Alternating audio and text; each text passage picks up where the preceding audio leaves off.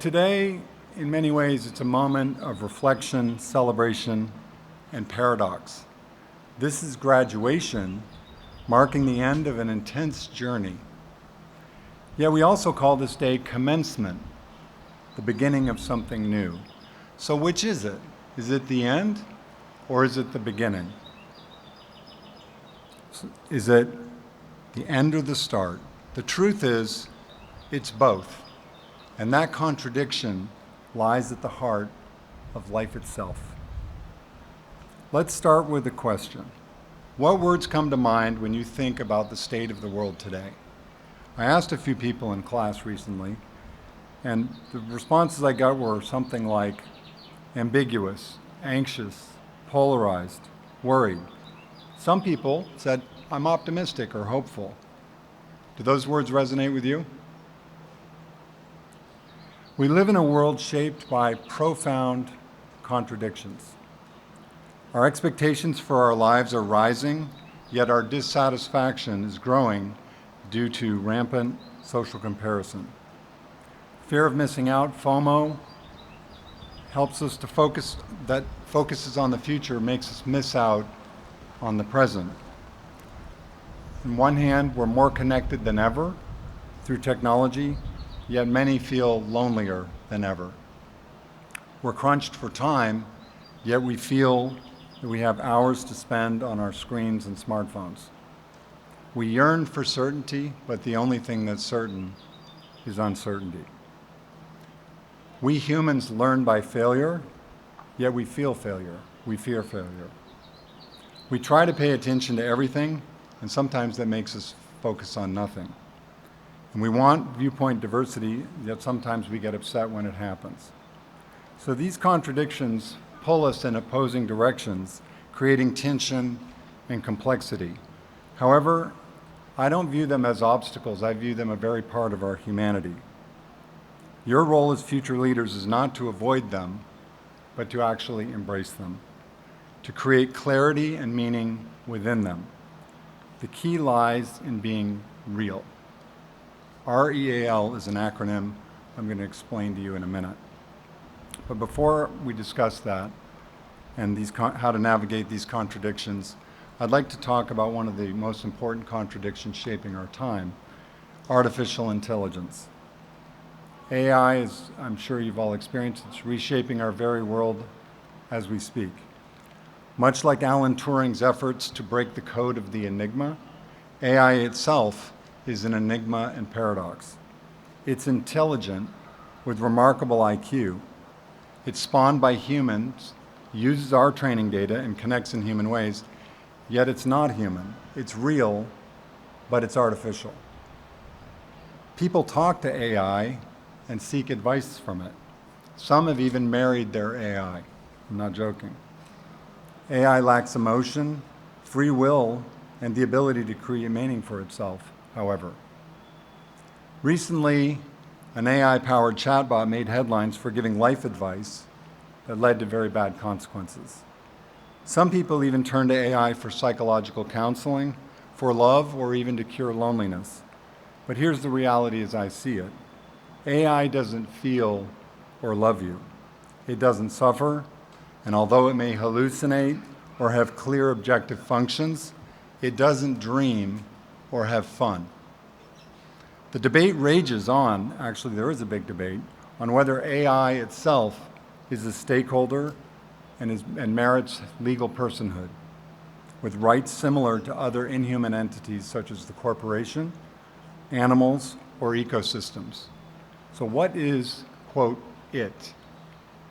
Some see AI as a solution to humanity's challenges and imagine a future utopia where humans no longer need to work, and because AI will take on all the burden, much like the book almost 100 years ago, Rossum's Universal Robots, outlined for us to think about.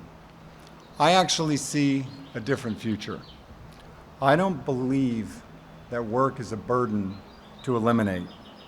Work can give us purpose, growth, and the chance to learn and help solve humanity's greatest challenges. AI won't eliminate work. It will change it. It will change it faster than we expect. and in many instances it will also be for the good. The real challenge won't be for the AI itself. It will be for us, the humans, to adapt, and for you as the future leaders to help other people adapt to it as well, and to lead that change. Built on algorithms, data centers, and interconnected systems and sensors, the Internet of Things, if you will, AI is really, it's a black box. It's brilliant at optimizing, but it's inherently incomplete. As Gödel's incompleteness theorem suggests, AI cannot prove itself or its own being. It will never be human. But you are human, and that in of itself is special. And as much as AI may try and put you into a box, I'm here to tell you that you can always step outside the box.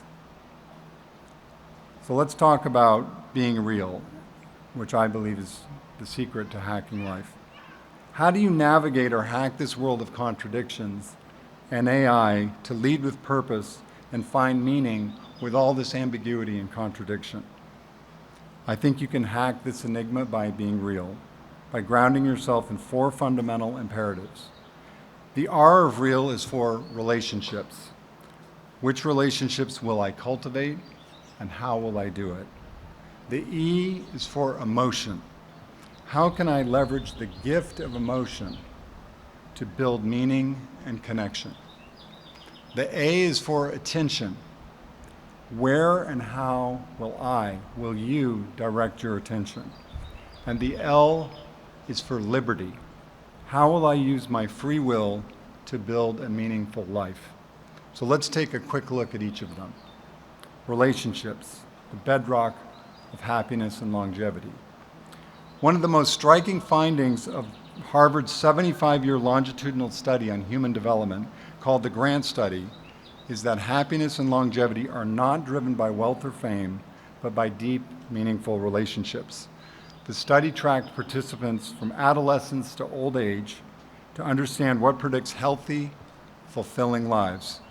It wasn't cholesterol levels at middle age that predicted how well that people aged.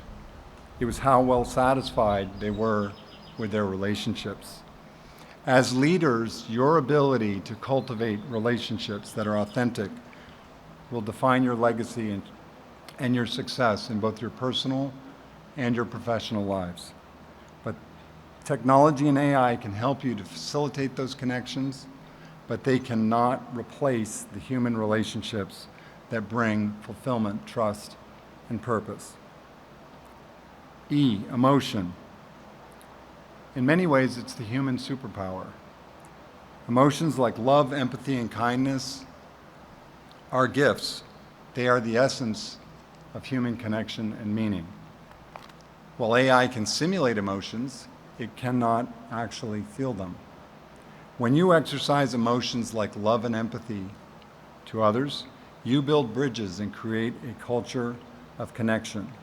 I don't believe emotions are a sign of weakness. They are the true foundation of humanity and leadership, and they can bring you inherent fulfillment and joy. A, attention. Henry David Thoreau said something that means a lot to me. The price of anything is the amount of life you exchange for it. The price of anything is the amount of life you exchange for it. We are where we spend our time and energy. In a world of relentless distractions, your attention, in a way, is your most valuable asset. Where you place it determines the trajectory of your life. Will you invest your time in Instagram and Snapchat, and TikTok, or doom scrolling? Or will you invest in building a career, a family, a legacy?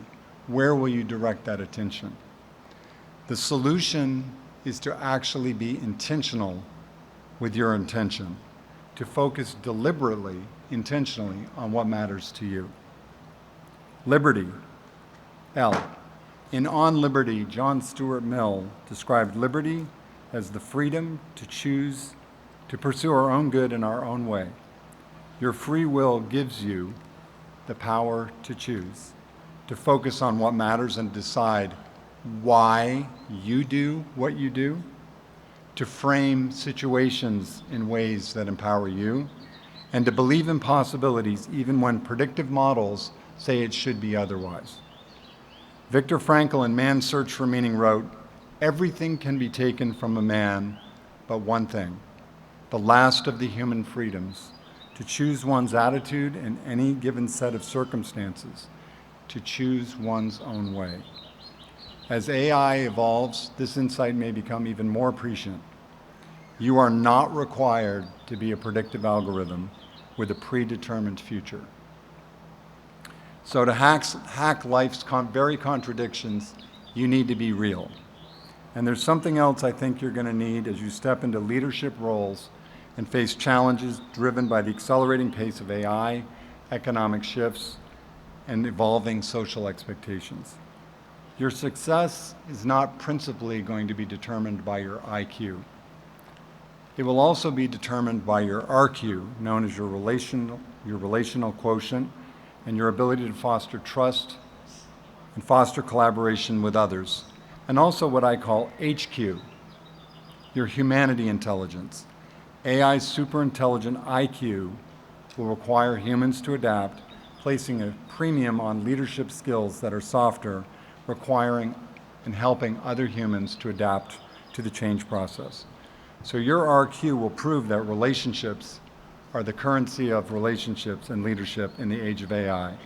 Your ability to connect authentically to other people will set you apart from a machine that can't do it. And it will enable you to help and inspire other people through uncertain times. And your HQ, as I mentioned, and I'm not talking about headquarters, but your humanity intelligence is the uniquely human capacities of empathy, creativity, and resilience that will help you find meaning in the complexity and help others adapt, thrive, and find their meaning.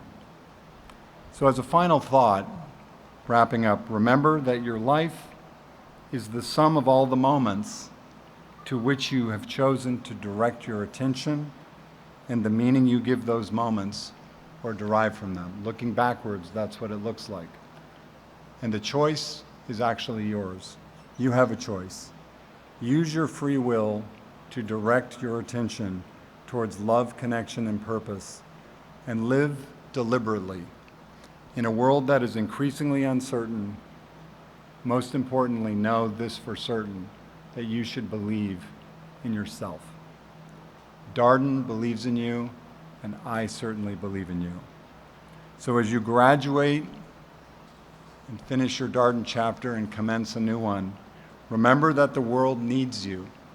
Your IQ, your RQ, your HQ, and your humanity more than ever.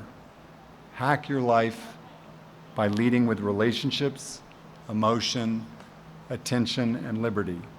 Class of 2025, be real. And please accept my very sincere congratulations.